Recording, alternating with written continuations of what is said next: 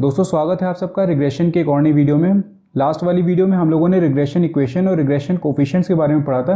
वहाँ पर हम लोगों ने उसका कॉन्सेप्ट समझा था, उसकी प्रॉपर्टीज़ को समझा था और मैंने आपको ये बताया था कि किस तरीके से हम लोग कौन कौन से फॉर्मूला को अप्लाई करके रिग्रेशन कोफिशिएंट्स को कैलकुलेट कर सकते हैं। और नेक्स्ट वीडियो में मैंने आपसे ये कहा था कि नेक्स्ट वीडियो में हम लोग प्रैक्टिकल क्वेश्चन डिस्कस करेंगे, जिसमें हम लोग रिग्रेशन कोफिशिएंट कैलकुलेट करना सीखेंगे और रिग्रेशन इक्वेशन निकालना सीखेंगे। तो इस वीडियो में हम लोग बात करेंगे कि कैसे हम लोग कैलकुलेट कर सकते हैं। देखिए वहाँ पर मैंने आपसे 4 मेथड्स डिस्कस किए थे। जो रिग्रेशन कोफिशिएंट होता है उसको हम लोग 4 मेथड से निकालते हैं। एक मैंने आपको बताया था जहाँ पर आपको कोरिलेशन कोफिशिएंट और स्टैंडर्ड डेविएशन गिवन होता है, ठीक है, वहाँ पर आप निकाल सकते हैं। मतलब ये वाला फॉर्मूला लगा के, जैसे एक होता है ना b x Y is equals to r multiplied by standard deviation of x divided by standard deviation of y, एक ये फॉर्मूला था। इसी तरीके से बी वाई एक्स का था। अब ये बी एक्स वाई क्या होता है ये मैंने आपको उसमें बताया था, फिर से बता दे रहा हूँ। ये होता है regression coefficient of regression equation of x on y. मतलब जो regression equation of x on y होती है हमारी, उसका ये कोफिशिएंट होता है। और अगर वाई ऑन एक्स की हम लोग बात करते हैं तो वो होता है बी वाई एक्स। तो ये तो हम लोगों ने देख लिया कि रिग्रेशन कोफिशिएंट्स क्या होते हैं, ठीक है, ये वहाँ पे मैंने भी डिस्कस किए थे। अब हम लोग कैलकुलेट कैसे करते हैं, तो 4 मेथड्स मैंने बताए थे। एक तो देखिए ये वाला हो गया जहाँ पर कोरिलेशन या स्टैंडर्ड डेविएशन अगर गिवन होता है तो हम लोग उसके थ्रू निकाल सकते हैं। नेक्स्ट एक होता है जो हम लोग एक्चुअल मीन से करते हैं, डायरेक्ट मेथड होता है, ठीक है। तो मैंने आपसे ये कहा था कि डायरेक्ट मेथड नॉर्मली यूज नहीं होता। डायरेक्ट मेथड में क्या होता है कि वहाँ पर हम लोग एक्चुअल मीन का यूज़ करते हैं। तो ये इसलिए थोड़ा सा दिक्कत करता है हम लोगों को, क्योंकि अगर मान लीजिए मीन आपका निकल करके आ जाता है उसमें डेसिमल में, तो फिर डेविएशन कैलकुलेट करना थोड़ा सा हम लोगों के लिए दिक्कत भरा हो जाता है। तो हम लोग इसको मेथड को, जो डायरेक्ट मेथड होता है, इसको बहुत रेयरली यूज़ करते हैं। ये वाला मेथड भी आप जो होगा जिसमें कोरिलेशन और इसका स्टैंडर्ड डेविएशन की बात होती है, वाला मेथड भी रेयरली यूज़ होता है जब आपको ये दोनों गिवन हो क्वेश्चन में, ठीक है। मेन जो मेथड्स होते हैं हमारे वो हम लोग यूज़ करते हैं शॉर्टकट मेथड और product movement method. Product movement method मतलब स्क्वायर ऑफ वैल्यूज मेथड। तो इन्हीं दोनों मेथड्स के थ्रू हम लोग एक क्वेश्चन को करेंगे। और क्वेश्चन भी मैंने लिया है वो कैसा है, जनरल क्वेश्चन लिया हुआ है। देखिए यहाँ पर एक्स दिया और यहाँ पर आपको वाई दिया हुआ है। अब एक्स के जगह पे आपको सेल्स दी जा सकती है, वाई की जगह पे आपको कुछ और दिया जा सकता है, तो वो उससे कोई मतलब नहीं होगा। आपको मेन एक्स और वाई को लेकर सॉल्व करना है, तो इसलिए मैंने एक्स और वाई को लेकर के सॉल्व किया है यहाँ पे क्वेश्चन को। दूसरी चीज़ ये है कि यहाँ पर देखिए एस्टिमेशन की बात होती है। जब आप को ये इक्वेशन निकालेंगे, ठीक है, जब आप इक्वेशन निकालेंगे तो वहाँ पर आपको एस्टिमेट करने के लिए देता है कई बार क्वेश्चन। वो आपसे कहता है कि find the value of x when y is equals to, find the value of x when y is equals to suppose 20 and find the value of y when given value of x is 15। तो इस तरीके से question आपको देगा कि Y की value दे देगा, x की वैल्यू फाइंड करने को देगा, एक्स की दे दी मान लीजिए, वाई को फाइंड करने के लिए दिया। तो जो इसका कंक्लूजन निकलेगा वो आपको मेन देखिए रिग्रेशन इक्वेशन निकालनी होगी, और रिग्रेशन इक्वेशन निकालने के लिए आपको चाहिए होगा रिग्रेशन कोफिशिएंट। तो हम यहाँ पर रिग्रेशन कोफिशिएंट को कैलकुलेट करना सीखेंगे और रिग्रेशन इक्वेशन बनाना सीखेंगे। एक बार जब हम लोगों ने ये सीख लिया तो उसके बाद एस्टिमेशन की कोई दिक्कत नहीं होती, बस आपको वैल्यूज पुट करनी है और आंसर आपका निकल करके सामने आ जाता है। अब देखिए यहाँ पर हम लोग क्या डिस्कस करेंगे, यहाँ पर हम लोग सबसे पहला मेथड अपना डिस्कस करेंगे शॉर्टकट मेथड। इसको हटा देते हैं यहाँ से। शॉर्टकट मेथड में देखिए क्या है, यहाँ पर जो रिग्रेशन कोफिशिएंट हमारा दिया हुआ है बी एक्स वाई, वो इस तरीके से दिया है sigma d x into d y multiplied by n minus sigma d x into sigma d y whole divided by sigma d y square multiplied by n minus sigma d y का whole square. अब ये आपको बनाना मैंने last वाले video में सिखा दिया था कि किस तरीके से आप इस कोफिशिएंट की जो फॉर्मूला है वो पूरा फ्रेम करते हैं। बात करें इस फॉर्मूले की तो यहाँ पर जो dx दिया हुआ है उस dx का मतलब है x माइनस ए, और जो dy है उसका क्या मतलब है, उसका मतलब है y माइनस ए। और ये a होगा x सीरीज से और ये होगा a y सीरीज से। a का मतलब होता है assume in from x series, और ये वाला हो जाएगा assume in from y series, ठीक है। तो अब आप इसको कैलकुलेट करेंगे, आपको क्या क्या चाहिए होगा। देखिए फॉर्मूले में आपको 2 कोफिशिएंट निकालने, ठीक है, बी एक्स वाई और बी वाई एक्स दोनों निकालने, क्योंकि हम लोगों को इक्वेशन निकालनी वाई ऑन एक्स और एक्स ऑन वाई दोनों। अगर क्वेश्चन आपसे मान लीजिए पूछ लेता है सिर्फ एक की वैल्यू, जैसे क्वेश्चन ने दे दिया कि वाई की वैल्यू 15 है तो एक्स की वैल्यू क्या होगी, तो हमेशा याद रखिएगा कि जिसकी भी वैल्यू आपको एस्टिमेट करनी है, ठीक है, जिसकी भी वैल्यू आपको क्वेश्चन एस्टिमेट करने के लिए दे रहा है, आपको उसी की इक्वेशन बस बनानी है। आपको दोनों इक्वेशन बनाने की कभी भी जरूरत नहीं होगी। अगर क्वेश्चन आपसे कह रहा है एक्स की वैल्यू फाइंड करो तो आपको बनानी होगी एक्स ऑन वाई, ठीक है। मतलब एक्स की अगर फाइंड करने के लिए दे रहा है, इसका मतलब एक्स जो है वो किस पे डिपेंड कर रहा है, वाई पे। तो हम लोग इक्वेशन किसी की बनाएंगे, एक्स ऑन वाई की बनाएंगे। तो इसलिए हम लोगों को कोफिशिएंट भी किसका निकालना पड़ेगा, बी एक्स वाई, ठीक है। तो इसका ध्यान रखिएगा, क्वेश्चन जब भी पूछता है आपसे तो आपको दोनों इक्वेशन निकालने की जरूरत नहीं है। आपको सिर्फ क्वेश्चन के हिसाब से जो वो पूछ रहा है उसी के हिसाब से आप इक्वेशन निकालेंगे। मैंने यहाँ पर दोनों आपको सॉल्व करके दिखाया, आप अपने क्वेश्चन के हिसाब से इसको निकाल सकते हैं। अब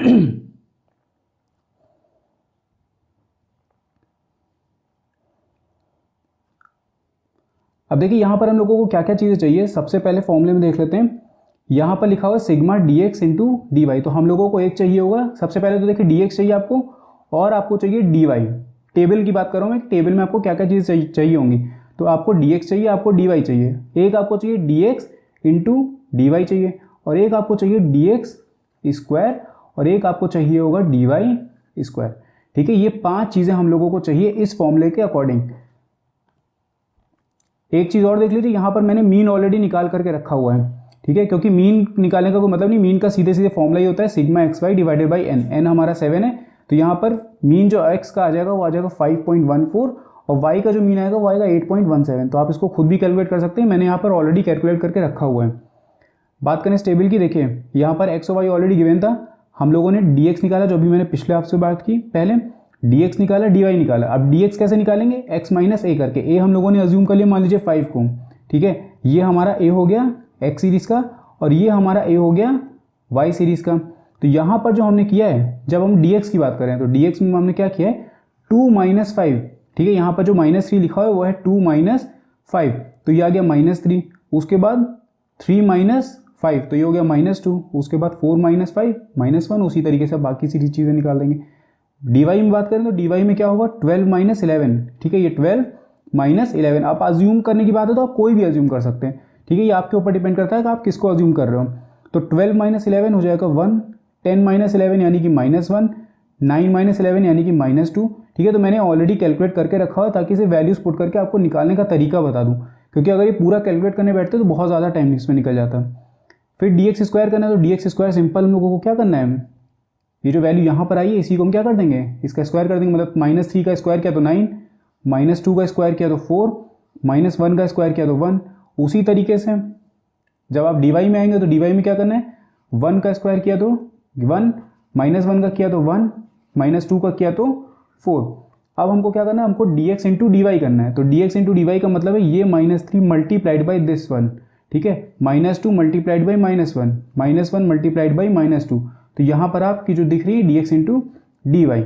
अब हम लोगों ने क्या क्या निकाला, हम लोगों ने डी एक्स निकाल लिया, हम लोगों ने डी वाई निकाल लिया, डी एक्स स्क्वायर निकाल लिया, डी वाई स्क्वायर निकाल लिया, और d x into d y निकाल लिया। अब हम क्या करेंगे, वैल्यूज़ को कैलकुलेट करेंगे। तो सबसे पहले हम लोग इसको ले लेते हैं बी एक्स वाई। ठीक है, बी एक्स वाई, तो इसका फॉर्मूला क्या हो जाएगा बी एक्स वाई का, यहाँ पर देखिए n sigma d x into d y. N का मतलब कितना है, एन हमारा 7 है, 1 2 3 4 5 6 7। तो 7 multiplied by sigma d x into d y, sigma d x into d y. इसका ध्यान रखिएगा, sigma d x multiplied by sigma d y अलग होता है। मतलब ये वाला जो पोर्शन है ये क्या कह रहा है, सिग्मा डी एक्स को मल्टीप्लाई करिए सिग्मा डी वाई से। ये क्या बोला है, d x into d y जो आपने निकाला उसका आप सम करिए। तो ये चीज़ का ध्यान रखिएगा। 7 मल्टीप्लाइड बाई -36, तो -36 यहाँ लिख दिया, माइनस। उसके बाद क्या कह रहा है, सिग्मा डी एक्स इंटू, ये देखिए sigma d x into sigma d y. तो सिग्मा डी एक्स कितना है 1, तो ये हो जाएगा 1 multiplied by sigma d y. तो सिग्मा डी वाई कितना है -16 whole divided by n multiplied by sigma d y square. ठीक है, इसका भी ध्यान रखिएगा, सिग्मा डी वाई स्क्वायर और सिग्मा डी वाई का होल स्क्वायर, इन दोनों में डिफरेंस है।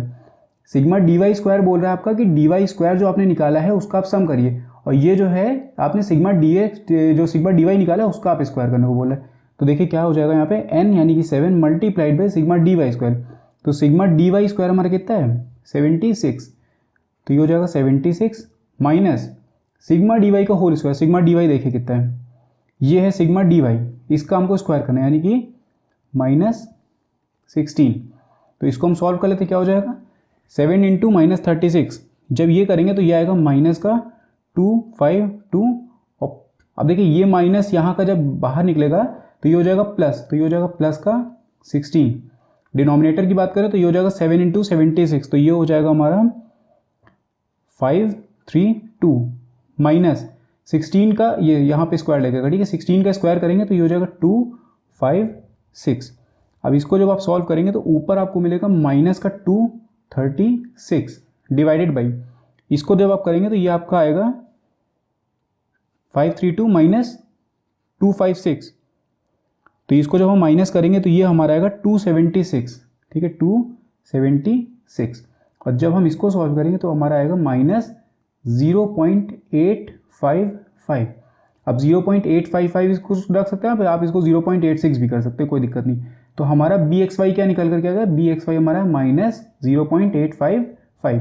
इसी तरीके से हम कैलकुलेट करते हैं BYX को। अब देखिए जब BYX आप कैलकुलेट करेंगे तो न्यूमरेटर वाला पार्ट सेम है, इसका न्यूमरेटर और इसका न्यूमरेटर दोनों का सेम है, तो हम लोग यही वैल्यू उठा करके यहाँ पर डायरेक्टली लिख सकते हो। तो ये हो जाएगा -236 होल डिवाइडेड बाई क्या हो जाएगा n सिग्मा dx स्क्वायर। यहाँ पे क्या है n सिग्मा dx स्क्वायर, यानी कि 7 मल्टीप्लाइड बाई dx स्क्वायर। तो सिग्मा dx स्क्वायर कितना हमारा, सिग्मा dx स्क्वायर है 35, तो ये हो जाएगा 35 माइनस सिग्मा dx का होल स्क्वायर। सिग्मा dx कितना था 1, तो यहाँ हो जाएगा 1 का स्क्वायर, यानी कि इसको जब आप सॉल्व करेंगे तो ये -236 डिवाइडेड बाई 7 इंटू 35 करेंगे तो ये आ जाएगा आपका 245, और 245 -1 करेंगे तो ये हो जाएगा 244, और जब आप इसको सॉल्व करेंगे तो आपका आंसर आएगा 0.967। ठीक है, तो सॉरी माइनस यहाँ पे लगेगा -0.967। अब एक चीज़ का ध्यान रखिए, जो हम लोगों ने प्रॉपर्टीज़ पढ़ी थी रिग्रेशन कोफिशिएंट की, तो वहाँ पर ये था कि दोनों का जो साइन होता है वो सेम होता है। मतलब अगर इसका नेगेटिव है तो इसका भी नेगेटिव होगा, अगर इसका पॉजिटिव है तो इसका भी पॉजिटिव होगा। तो दोनों का साइन भी कैसा आ रहा है, सेम आ रहा है। तो हमने क्या किया, हम लोगों ने BXY निकाले और हम लोगों ने BYX निकाले। BXY हमारा है -0.855 और ये आया है -0.967। अब हम लोगों ने देखिए ये निकाला होता BXY -0.855 और BYX जो आया था वो आया था -0.967। अब वैल्यूज पुट करते हैं इक्वेशन में। देखिए ये इक्वेशन आपको दी हुई है, ठीक है। यहाँ पर हम लोगों के पास में ये हम लोगों ने निकाल लिया और मीन हम लोगों के पास में ऑलरेडी दिया हुआ है। तो क्या हो जाएगा, x minus x on y निकालते हैं सबसे पहले, x ऑन y। तो इसमें क्या हो जाएगा, x माइनस एक्स का मीन कितना है 5.14, तो 5.14 इज इक्वल्स टू BXY हमारा कितना आया था -0.855 multiplied by y minus y का मीन कितना है 8.71। इसको आप सॉल्व करें तो इसका क्या हो जाएगा, x को यहीं छोड़िए। अब मैंने आपसे ये चीज़ पहले भी बोली थी, जब भी आप x ऑन y कर रहे हैं तो x की पोजीशन को यहाँ पे फिक्स रखिए, बाकी वैल्यूज को इधर भेज दीजिए राइट हैंड साइड पे। तो ये क्या हो जाएगा, इसको अंदर मल्टीप्लाई करेंगे तो ये हो जाएगा -0.855 y माइनस, अब देखिए ये माइनस और ये माइनस है तो ये दोनों मिलकर क्या हो जाएंगे, प्लस हो जाएंगे। मतलब 0.855 मल्टीप्लाइड बाई 8.7। तो जब हम इसको करेंगे तो ये हमारा आएगा 7.447 और माइनस, देखिए ये माइनस था तो ये यहाँ के क्या हो जाएगा, प्लस हो जाएगा, तो प्लस 5.14। अब इन दोनों को हम लोग ऐड कर सकते हैं तो ये हो जाएगा कितना, इसको जब हम ऐड करेंगे तो ये हमारा आएगा 12, मतलब x इज इक्वल टू 12.587, ठीक है 587, और ये माइनस का इधर था तो इसको हम लिख देंगे -0.855 y। तो हमें इक्वेशन मिल गई x ऑन y की, x इज इक्वल्स टू ये 12.587 माइनस 0.855 y।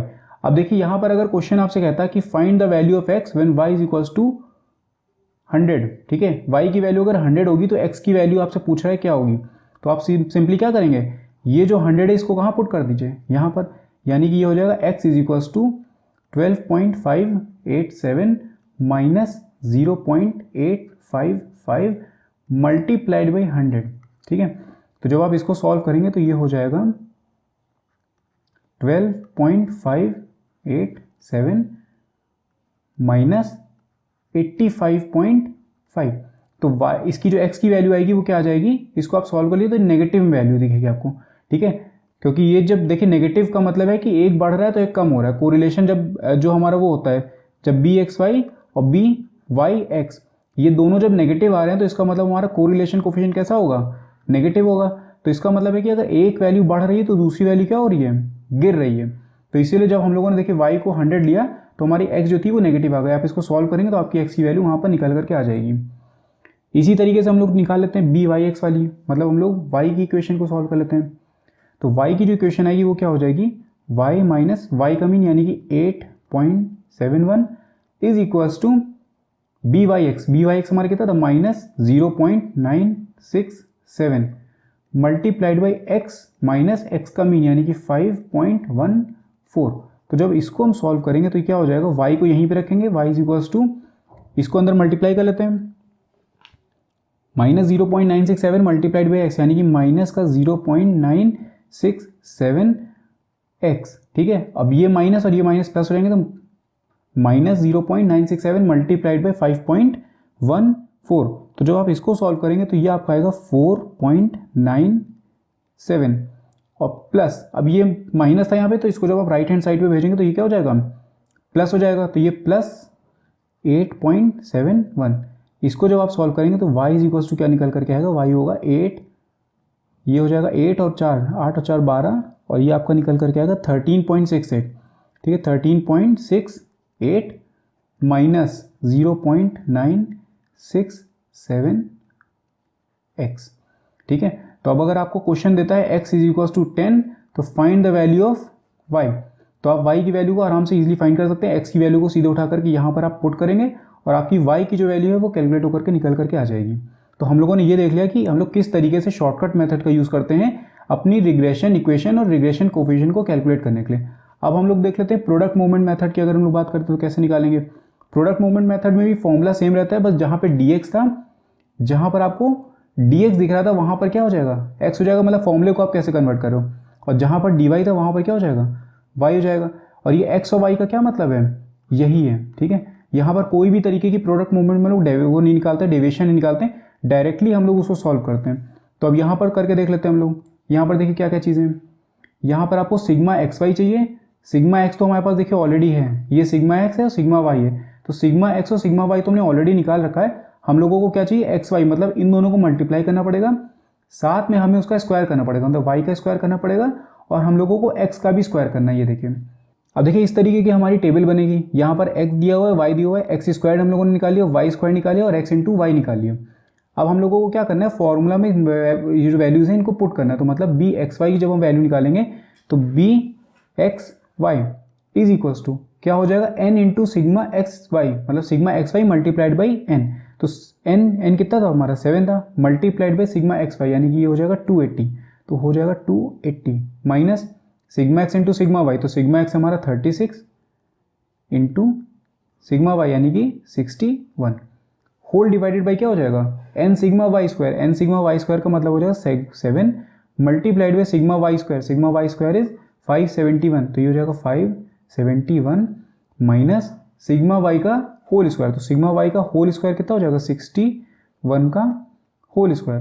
तो जब आप इसको सॉल्व करेंगे तो 7 इंटू 280, जो 7 इंटू 280 हमारा होगा वो कितना आ जाएगा 1960 माइनस 36 इंटू 61, तो ये हो जाएगा 2196, 2196 होल डिवाइडेड बाई क्या हो जाएगा